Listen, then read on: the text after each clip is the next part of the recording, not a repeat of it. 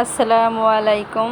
So guys, সিদ্ধ চাউল দিয়ে কিভাবে পাঁপড় এবং সিরিঞ্জ পিঠা তৈরি করে সেগুলো আমি আপনাদেরকে দেখিয়ে দেব।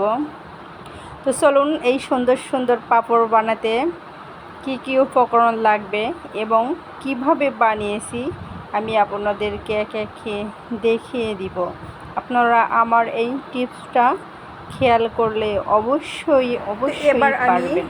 রাইসগুলোকে পাটার উপর নিয়েছি, এগুলোকে আমি 2 হাত দিয়ে ঘষে ঘষে একেবারে ফিনিশ করে ফেলাচ্ছি।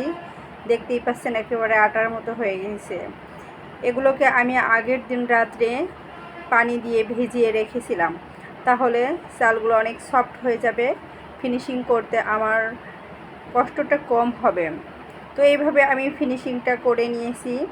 করার পর এগুলোকে আমি এখন বিভিন্ন ফুডস কালার দিয়ে কালার করব। তো এখন এই চাউলের গুঁড়াগুলো এখন আমি 3 ভাগে ভাগ করে নিব। ভাগ করে নেওয়ার পর এক ভাগ রাখবো হোয়াইট কালার, অপর ভাগ রাখবো ফুডস কালার, তৃতীয় ভাগ রাখবো জাফরান কালার। এ পর্যায়ে আমি চুলাতে একটু গরম পানি বসিয়ে দিয়েছি পিঠাগুলো ভাপ দেওয়ার জন্য। হোয়াইট কালার দিয়ে প্রথমে একটা ট্রাই করছি। আপনারা পলিগুলো ভালো করে পরিষ্কার করে কাটবেন ছোট ছোট চারকোনা করে। তো পলির উপরে একটু করে চামিচ দিয়ে ড্র দিয়ে ওপর পলি দিয়ে ঢেকে দিবেন, দিয়ে হাত দিয়ে এভাবে চেপে চেপে চেপে চেপে ওগুলো একেবারে মেলিয়ে মেলিয়ে দেবেন। তাহলে পাঁপড়টা যতটা পাতলা হবে ওটা ভাজতে অনেক সুবিধা হবে এবং খেতেও অনেক টেস্টি হবে। পিঠাগুলো আমার বানানো শেষ। এখন আমি এগুলোকে একটা ডালাতে করে ভাপে দেব। তো দেখতেই পাচ্ছেন পিঠাগুলো কত সুন্দরভাবে ভাপ দেওয়ার পরে একে একে উঠিয়ে আমি সাজিয়ে রাখছি। দেখেন, এইভাবে একটা পলি টান দিলে ওপরটা পলি ছুঁড়ে যাবে। আমি আবারও আরেকটা পিঠে উঠিয়ে দেখিয়ে দিলাম। এগুলো সব পিঠে বানানোর পর তারপর এগুলোকে এখন আমি রোদ্রে শুকাতে দেব। তো দেখতেই পাচ্ছেন রোদ্রে শুকিয়ে একেবারে আমার পিঠেগুলো মুসমুসে হয়ে গিয়েছে। এখন পিঠাগুলোকে আমি তেলের উপরে ভেজে আপনাদেরকে দেখিয়ে দিব। তো চলুন আমরা পিঠা ভেজে আসি। পিঠেগুলো ভাজার জন্য আমি চুলার উপরে একটা কড়াইতে একটু তেল দিয়ে দিয়েছি, তারপরে একটা পাঁপড় দিয়ে দিলাম। তেলটা একটু গরম হলেই পাঁপড়টা দিতে হবে। দেখতেই পাচ্ছেন পাঁপড়টা ফুলে একেবারে মিলিয়ে গেছে। টিপ দিলে অনেক সফট হয়েছে, মচমুচে। একে একে আমি কালার করা পাঁপড়গুলো দিয়ে দিচ্ছি।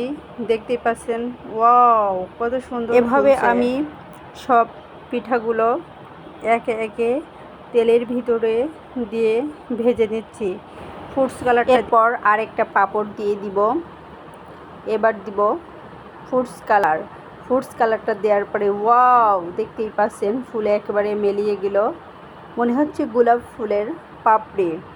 কালারটা অরিজিনাল আসবে না, এরকমই আসবে। এরপরে দিয়ে দিব সিরিঞ্জের পিঠা, অরেঞ্জ অ্যান্ড হোয়াইট কালার। এগুলো আমি সিরিঞ্জের ভিতরে সিরিঞ্জ দিয়ে ডিজাইন করে করে বানিয়েছি। এভাবে আমি একে একে পাঁপড়গুলো ভেজে নিলাম। দেখতেই পাচ্ছেন কত ফাইন হয়েছে। এখন আমি এগুলা আপনাদেরকে পরিবেশন করে দেখিয়ে দিব। তো গাইস, চলুন দেখে আসি কেমন হলো পাঁপড়গুলো ভাজার পরে। ওয়াও অনেক মুচমুচে হয়েছে। তো আমার এই টিপসটি আপনাদের যদি ভালো লাগে তাহলে অবশ্যই কমেন্ট এবং শেয়ার করতে ভুলবেন না। Bye bye, take care.